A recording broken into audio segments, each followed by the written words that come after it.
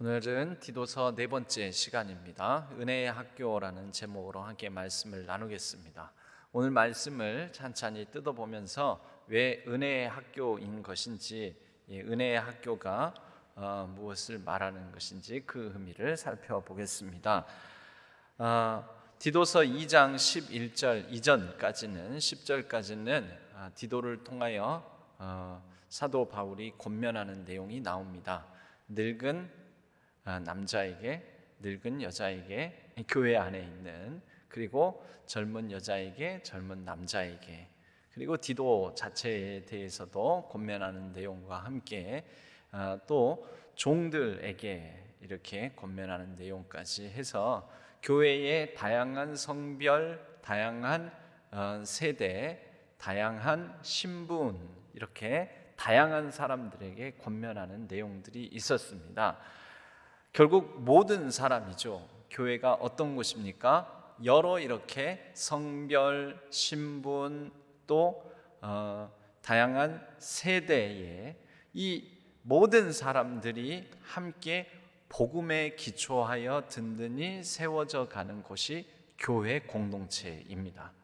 오늘 11절 말씀도 이 복음에 대한 얘기, 모든 사람에게 구원을 주시는 하나님의 은혜, 여러분 이게 무엇입니까? 우리에게 선물로 주신 은혜, 우리에게 선포된 은혜, 우리에게 찾아오신 예수 그리스도, 우리를 위하여 자신을 온전히 드림으로 우리가 그럴 만한 자격도 능력도 그럴 만한 어떤 모양새도 준비도 되지 않은 우리들을 향해 하나님께서 이루시고 전적으로 우리 주 예수 그리스도의 공로로 주신 놀라운 구원이라는 선물이 하나님의 은혜입니다.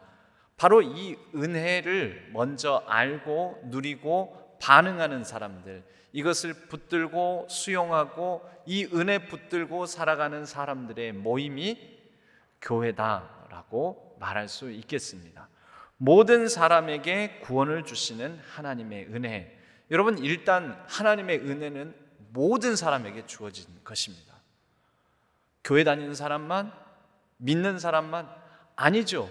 우리 주 예수 그리스도께서 특정 누군가를 위해서만, 유대인들을 위해서만, 헬라인을 위해서만, 어른들을 위해서만, 하나님 앞에서 신실하게 살고자 하는 사람들을 위해서만 죽으신 게 아닙니다.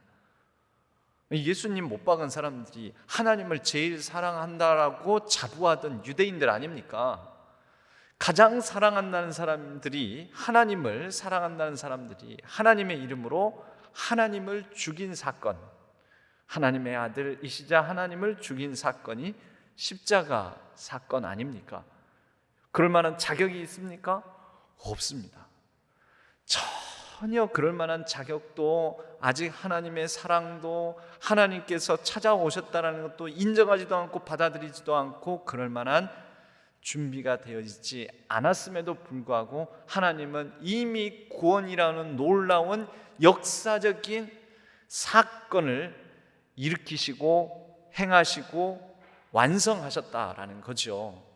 그러므로 여러분, 그때 예수 그리스도를 직접 못 박아라, 예수 그리스도를 십자가에 못 박으소서 이렇게 부르짖었던 유대인들보다 더 나쁜 사람이 있겠습니까? 하나님을 직접 죽인 사람들보다도 더 나쁜 사람은 없습니다. 그런데 그들을 위하여서까지 구원을 베푸셨다면, 구원을 완수하셨다면, 우리를 위하여, 모든 민족을 위하여 우리 주 예수 그리스도의 구원의 은혜는 모두에게 유효하다.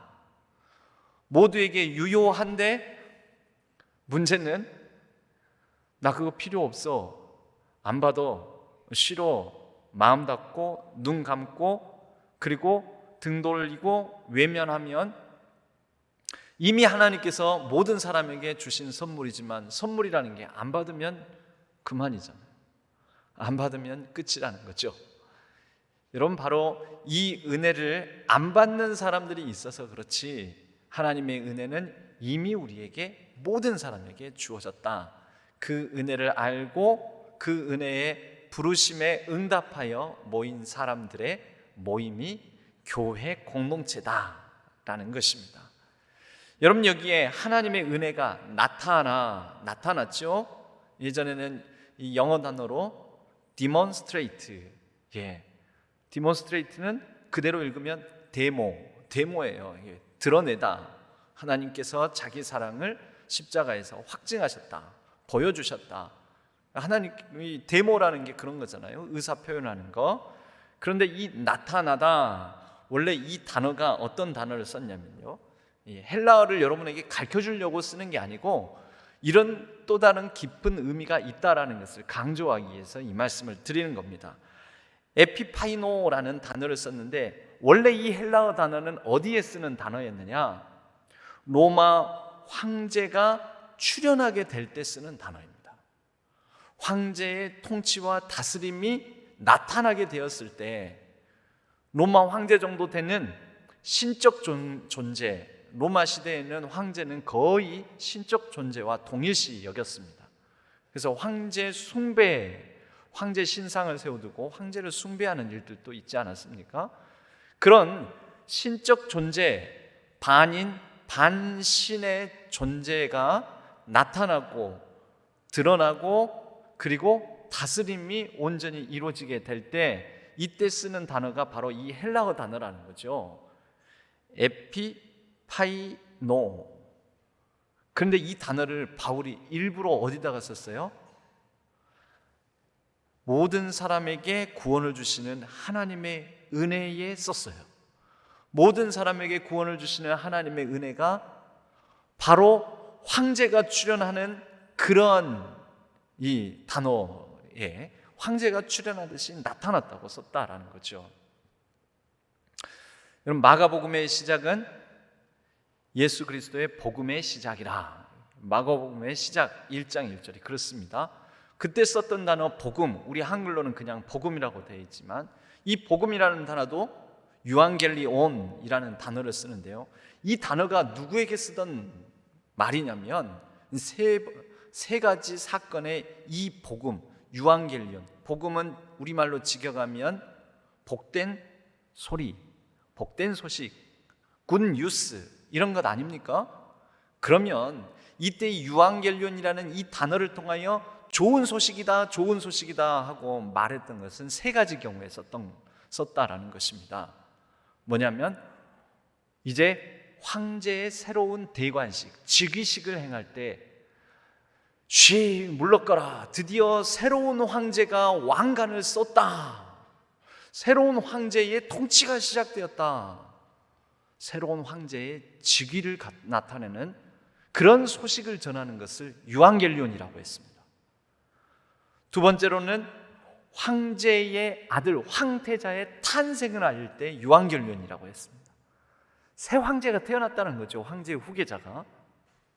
그래서 기쁜 소식 아니냐, 경사로다 하면서 유앙겔리온, 유앙겔리온, 호해요, 호해요 하면서 전 로마에 소식을 전할 때 이 유앙겔리온이라는 단어를 사용해서 복된 소식이다라고 했다라는 것입니다.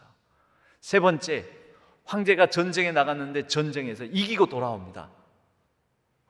여러분, 이게 그때 당시에 유앙겔리온이라는 단어를 썼던 용법입니다. 그런데 그 단어를 마가복음, 마가는 어디에다가 썼습니다? 어디에다가 썼습니까? 예수 그리스도에게 썼다라는 거죠. 여러분, 공통점이 뭡니까? 이 땅을 다스리고 이 땅의 통치가 시작되고 이 땅에서 지배권을 갖고 이 땅에서 신적 존재라고 여기는 그런 사람들을 묘사하고 그런 현상을 나타내는 단어들을 다 예수 그리스도의 구원, 하나님의 은혜에 사용했다라는 것은, 여러분, 그때 당시에 세상을 지배하는 것은 황제요, 황제의 가치관이요, 황제의 통치잖아요.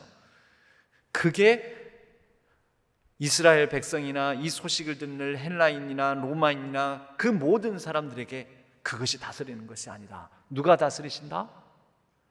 하나님께서, 우리 주 예수 그리스도께서, 그분이 오셔서 그분이 다스리시고 그분이 통치하시는 나라가 임하였다. 그분의 은혜가 우리를 다스린다. 그분의 은혜가 우리를 이끌어간다. 우리의 삶은 그분의 은혜의 선물로 말미암아 그 구원의 은총이 우리의 삶을 이끌고 채우고 우리의 삶의 가장 큰 기쁨이 된다라는 선포를 한 것입니다. 여러분, 조선시대에 영모를 꾀하는 게 어떤 것입니까? 조선시대의 왕의 이름을 여러분 아는 사람 있습니까? 이 드라마에 나와가지고 한 사람 정도는 알 것 같아요. 세종의 이름 아십니까? 예? 제가 갑자기 헷갈리네요. 정조의 이름이 이도? 세종의 이름이 이도인가 그렇고 정조의 이름이 이산인가 그렇죠? 예. 그러니까 중요한 거는 도냐 산이냐가 중요한 게 아니고 왕의 이름은 한자만 씁니다. 한자만. 조선시대 왕의 이름은 딱 한자만 씁니다. 이유가 뭐냐면요, 왕의 이름에 들어가는 그 한자는요, 한자가 아니라 한자는 전 조선에 있는 어느 누구도 써서는 안 됩니다. 쓰면 뭐가 되느냐? 영모가 됩니다. 예. 왕에게 항명하는 것이 되고 역적이 되고 반역하는 것이 됩니다. 그래서 또 백성을 그래도 불편할까 봐 고려해서 백성이 즐겨 쓰는 한자를 안 썼습니다. 그래서 왕의 이름에 들어가는 이름을 그래서 두 자가 아니라 한자만 쓴 거예요. 한자만. 두 자 쓰면은 얼마나 불편할 거예요. 온 백성이 그 한자를 쓰면 안 되니까 평생 죽을 동안. 그래서 한자만 쓰고, 그리고 그 한자를 무지무지하게 어려운 한자를 썼어요. 그래서 백성의 불편을 최소화시킨다고 하긴 했지만, 여러분, 그 정도로 왕의 이름과 겹치는 한자를 쓰는 것만으로도 역적이 되는 그런 게 바로 전제 왕권이라는 거예요. 그런데 그런 시대에 황제의 탄생이나 황태자의 탄생이나 황제의 승전 소식이나 황제의 즉위 소식, 그런 것 기쁜 소식 아니야. 황제에게만 관련된 사건에만 쓰던 단어를 예수 그리스도에게 쓴 거죠. 무슨 뜻이에요? 영모예요. 영모. 반역이라고도 볼 수가 있어요. 그런데 일부러 그렇게 썼어요. 이 사람들이, 그 성경의 저자들이, 기자들이 일부러. 성경의 당시의 내용은 우리가 그냥 편안히 앉아서 듣는 은혜의 복음, 기쁜 소식이 아니라 목숨을 걸고 그 한 단어를 쓰기 위해서도 목숨 걸고 생명 걸고 썼던 단어였다는 것을 우리가 이렇게 피부로 조금이나마 느낄 수 있었으면 좋겠습니다. 여러분, 그것을 우리는 너무 흔하게, 너무 쉽게 쓰잖아요. 예수 그리스도의 다스림, 그분의 은혜가 우리를 이끈다. 황제가 왕이 아니라 그 예수 그리스도의 구원의 은혜가 우리를 살게 하고 다스리고 이끈다라는 이 고백이 목숨 걸고 하는 고백이었다라는 거, 그 말의 어떤 온도가 어느 정도인지를 우리는 느껴야 된다라는 것이죠. 여러분, 그런데 이 은혜가 나타났는데요, 이 은혜가 다스리는데요, 이 은혜를 의인화하여 12절에 이와 같이 말씀합니다. 우리를 양육하시되, 은혜가 양육한대요. 은혜가 양육한다. 은혜가 나타나서 우리를 양육하되, 그러니까 하나님의 은혜가 양육한다니까 은혜를 의인화시킨 거죠. 그러니까 은혜가 양육하고 은혜가 가르치고 은혜가 훈계하고 은혜가 훈련시키고 은혜가 징계함으로 그 은혜의 학교라고 우리가 복음을 믿고 받고 수용해서 누리는 사람들의 모임인 교회는 이 은혜가 우리를 훈련시키고 징계하고 가르치고 하는 학교라고 볼 수 있다라는 것이죠. 그러면 이 은혜의 학교에서 하는 일들이 무엇인지, 어떤 과목들을 가르치는지 그 다음 구절을 보면 구체적으로 알 수가 있습니다. 경건하지 않은 것과 이 세상 정욕을 다 버리고, 끊어서 보면은요, 다 버리고 이것은 과거, 시제로는 과거를 나타내고요. 신중함과 의로움과 경건함으로 이 세상에 살고, 이거는 현재적 삶에 대한 가르침, 현재 과목에 대한 권면인 것이죠. 13절, 복스러운 소망과 우리의 크신 하나님 구주 예수 그리스도의 영광이 나타나심을 기다리게 하셨으니, 언제 나타날까요? 과거, 현재가 아니라 미래에 나타날 것. 여러분, 이 은혜의 학교의 과목은 과거 과목이 있고요, 현재 과목이 있고 미래 과목이 있습니다. 구원의 시제에 대해서도 여러분들에게 말씀드린 적이 있습니다. 여러분, 구원은 이미 구원받았다가 있고요, 이미 이룬 구원, 그리고 구원을 이루어가는 현재적 삶이 있고요, 그리고 구원은 미래적 차원에서 그때 온전히 성취될 구원, 온전히 이루어질 구원이 있습니다. 과거적 구원은 우리 주 예수 그리스도의 십자가 사건으로 이미 이루어진 구원, 내가 예수를 믿기 시작함으로 이미 구원받았네라고 고백하는 구원입니다. 그런데 우리는 살아가면서 구원받은 자로서 매일매일 구원을 계속해서 이루어가는 삶을 살아야 합니다. 그래서 이 구원에 대한 성경 말씀은 과거적 시제로 과거적 차원에서 진술하는 말씀이 있고, 현재적 차원에서 너희 구원을 이루어 가라라는 말씀이 있고요, 그리고 구원을 얻을 것이다, 받을 것이다 라는 미래적 시점에서 하는 말씀이 있습니다.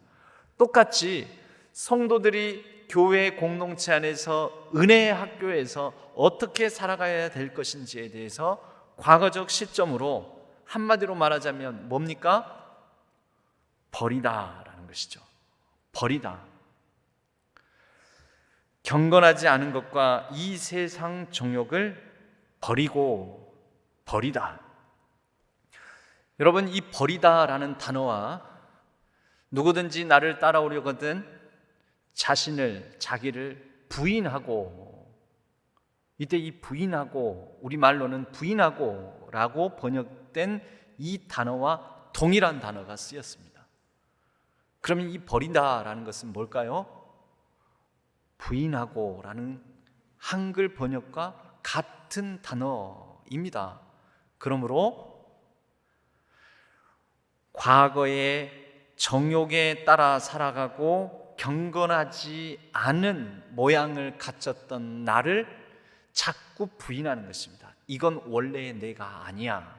자주 말씀드리지만 여러분, 구원이라는 것은 나라는 사람의 정체성에 대해서는 이전에 예수 그리스도 밖에 있던 나는 죽고 그리스도 예수 안에서 내가 다시 부활의 주님과 더불어 살아나 새 삶을 얻은 참 나로 살아갑니다.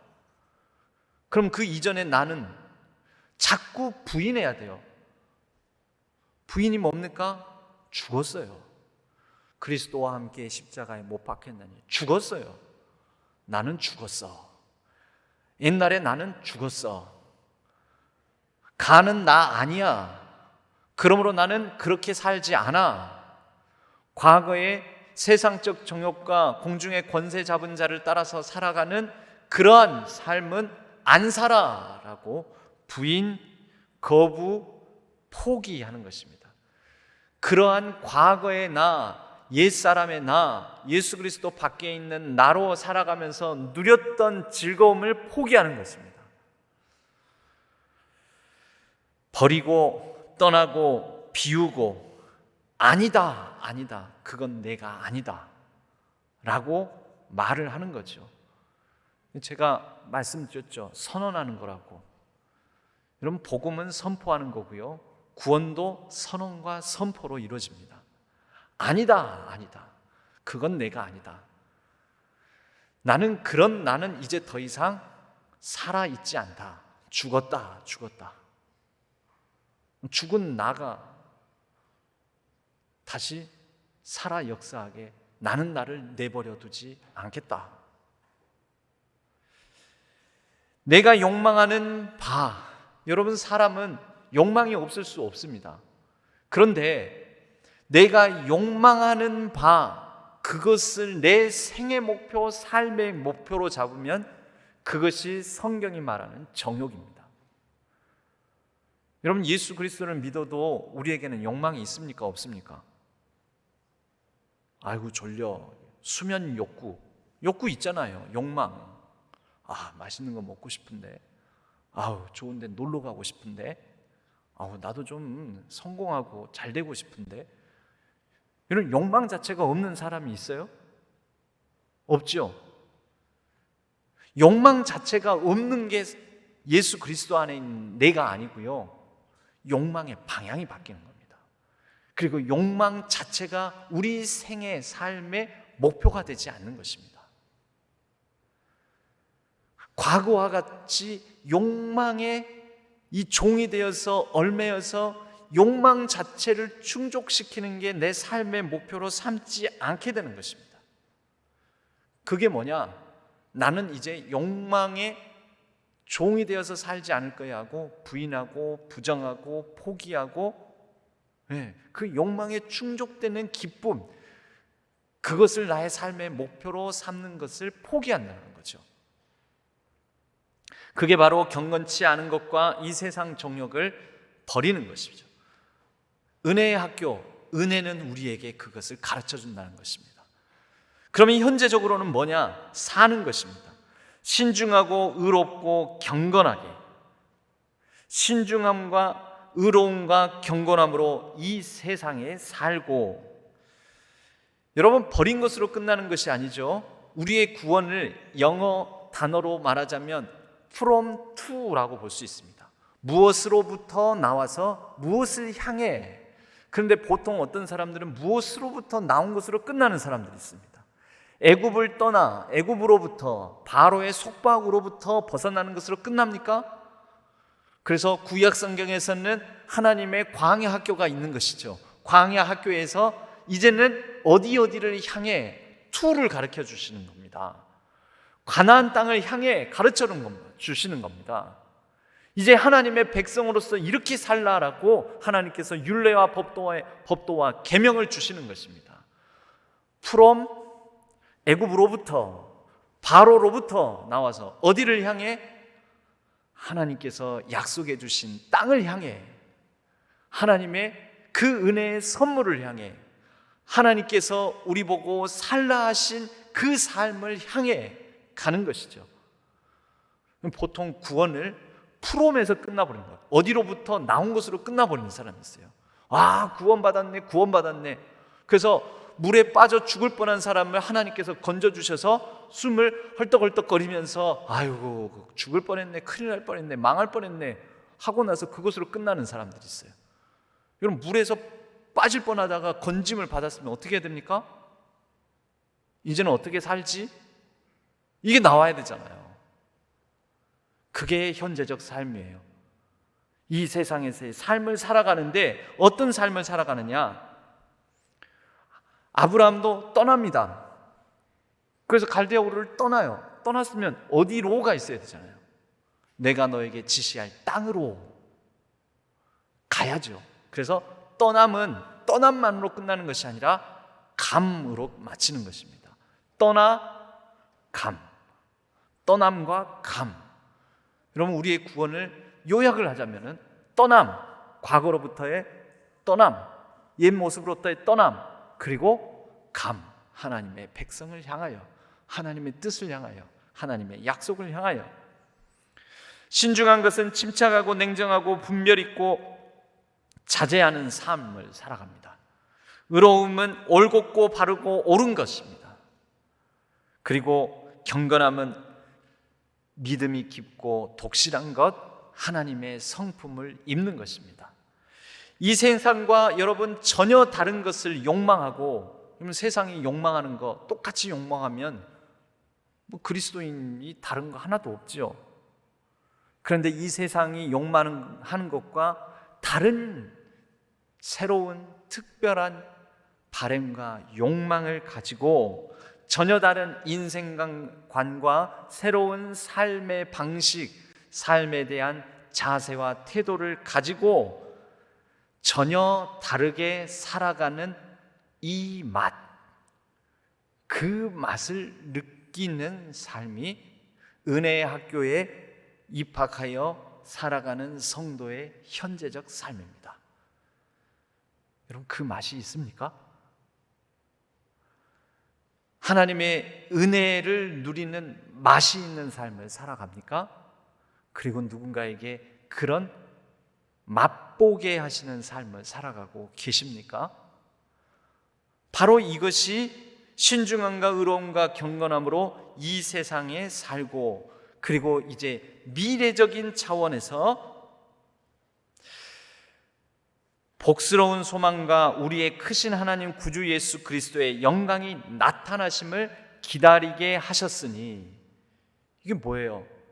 나타나시는데 언제 나타나시고 다시 오시겠다 하신 그 예수 그리스도의 영광, 마지막 날 새하늘과 새 땅이 열리고 이 땅에 온전하게 임하실 예수 그리스도의 다시 오심을 기다리며 그 최후 승리를 믿으며, 분명히 그날에는 우리 주 예수 그리스도께서 이 세상에 어둡고 상하고 깨어지고 부서지고 망가진 것들을 다 고쳐줄 것이다.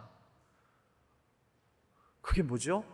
영광이에요. 영광. 그 영광을 기대하고 소망하고 바라보고, 그래서 그 미래에 대한 소망과 영광에 대한 기대감으로 또 힘겹고 여전히 아프고 상한 오늘 이 현실을 살아내는 새로운 욕망을 가진 그 새로운 욕망을 우리는 소망이라고 합니다.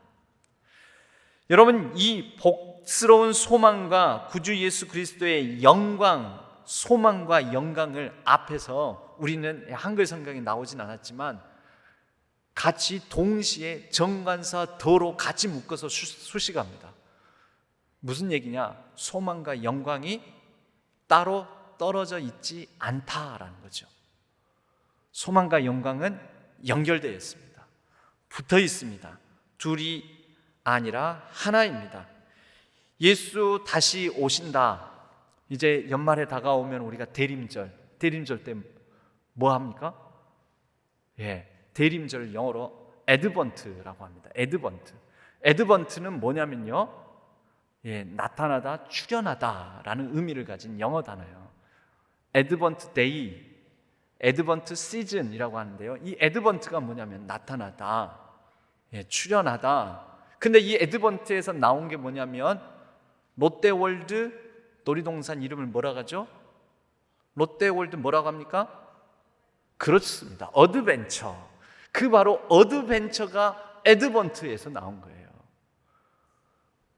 어드벤처, 애드벤처, 뭐 발음하기에 따라서. 근데 같은 단어예요. 같은 단어에서 나온 거예요.